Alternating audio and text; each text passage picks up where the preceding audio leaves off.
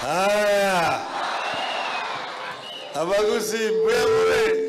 Kuna vijana wengi ambao wamehitimu umri ya sasa ya kupiga kura na hawana vitambulisho. Ama kweli urongo? Kweli urongo? Kweli urongo? Sasa Ruto anaweka ati mpaka utoe pesa shilingi ngapi ndio upewe kitambulisho.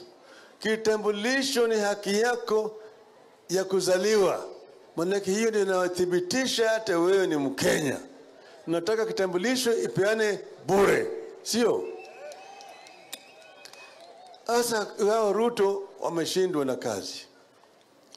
Mliona waliiba ushindi wetu mwaka jana. Si waliiba ushindi yetu? Si waliiba? Lakini waliiba nimekoma kwa koo. Imekoma kwa koo. Imekataa kuteremka hapa chini. Inawanyonga. Sina wanyonga. Sina wanyonga. Haijaingia huko chini hata kidogo. Sasa wanaangalia tu kila mahali walikuwa na walianza kulaumu Uhuru.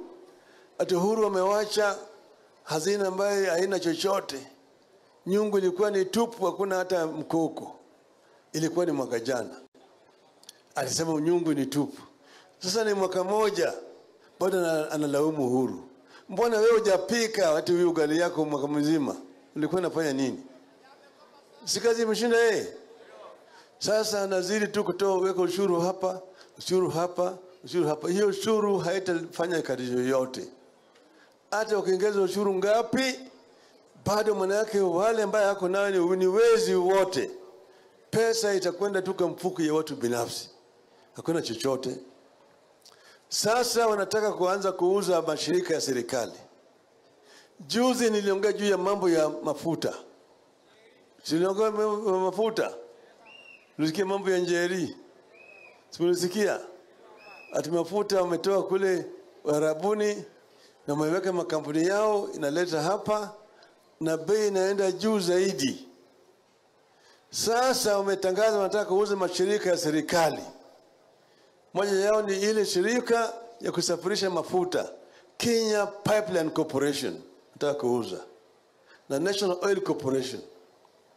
Kenya Pipeline Corporation ikienda kwa mkono ya watu binafsi, bei mafuta taenda hata mara 100 hapo. KPC is a strategic investment that should not be sold under any circumstances. Lakini wao wanataka kuuza sasa. Mimi nitaongea juu ya hiyo hivi karibuni.